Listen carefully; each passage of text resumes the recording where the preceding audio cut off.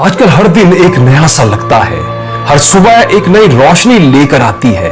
हर रोज मैं उठकर भगवान को धन्यवाद देना नहीं भूलता, क्योंकि बिना उनके मार्गदर्शन के ना तो मुझे एक अच्छा परिवार मिलता और ना ही मैं अच्छी नौकरी पाता।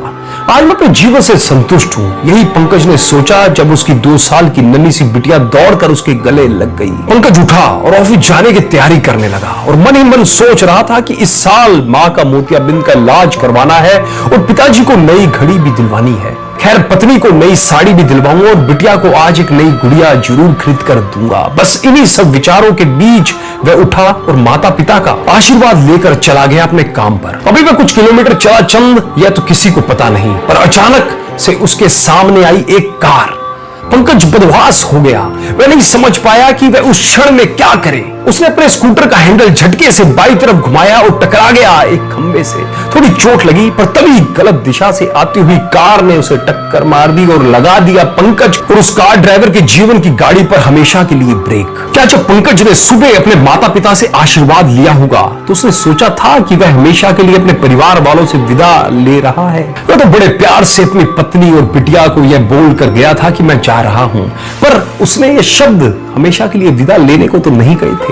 ईश्वर की महिमा तो ईश्वर ही जाने। हम तो बस साधारण इंसान हैं जो अपने वर्तमान के सुख दुख से अपनी जिंदगी का आकलन करते हैं। पंकज इस दुनिया को अलविदा कहकर चला गया और अपने पीछे छोड़ गया अनगिनत वादे और आशाएं। आज तक उसकी बिटिया अपनी गुड़िया का इंतजार कर रही है, उसकी पत्नी को पति द्वारा लाई हुई साड़ी का इंतजार है और उसके माता पिता वो तो सारी आस ही छोड़ चुके हैं। उनकी बूढ़ी आंखों में तो अब आंसू ही आने बंद हो गए हैं। पर क्या करे, जो चला गया वह कभी वापस तो नहीं आ सकता। बबीता पंकज की पत्नी ने जब उसके एक्सीडेंट के बारे में सुना तो उसे इतना गहरा सदमा लगा कि वह दिन रात सिर्फ अपने कमरों की दीवारों पर पंकज पंकज ही लिखती रही। उसे ना तो अपनी बिटिया का ध्यान आया और ना ही अपने बूढ़े सास ससुर का।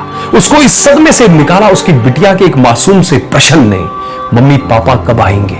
उन्होंने मुझे नई गुड़िया ला के देने का वादा किया था। एक मासूम से प्रश्न ने बबीता का हकीकत से साक्षात्कार करा दिया और यह सोचने पर मजबूर कर दिया कि अब वह क्या करे, कैसे भरे अपने परिवार का पेट। वह पढ़ी लिखी तो थी, तो सोचा कि कहीं किसी स्कूल में टीचर बन जाए, पर नौकरी इतनी आसानी से कहां मिलती है। उसने बहुत से पंकज के दोस्तों से संपर्क किया, बहुतों से मदद मांगी, पर उसके बुरे वक्त में किसी ने उसका साथ ना दिया। कहते हैं ना कि अपने पराये की पहचान बुरे वक्त में ही होती है। जो आपके साथ आपके बुरे वक्त में खड़ा है वही आपका अपना है।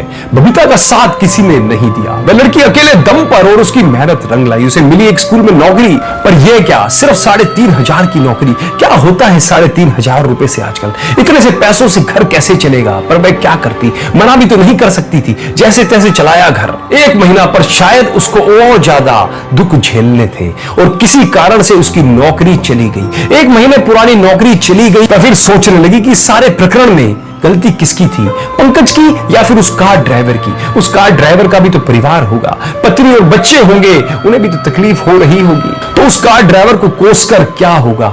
मेरी आह से उसका परिवार और दुखी होगा। बस यही सब सोचकर बबीता ने और प्रयास करना शुरू कर दिया। उसने आसपास के घरों के बच्चों को ट्यूशन पढ़ाना शुरू किया। ईश्वर सब देख रहे थे, बबीता के दुख को, उसकी मेहनत हो और उसका अपने पति और अपने परिवार के प्रति समर्पण को। एक बच्चा जो पढ़ाई में काफी कमजोर था, जिद्दी था, बबीता की मेहनत से अच्छे अंक लाने लगा, जिद कम करने लगा। संयोगवश उस बच्चे के माता पिता का स्कूल चलता था। उन्होंने बबीता की लगन देखकर उसे अपने स्कूल की प्रिंसिपल बना दिया। आज उसे 35,000 की सैलरी मिलती है और वह अपने परिवार का ध्यान भी रखती है। बबीता और पंकज के साथ जो हुआ गलत हुआ।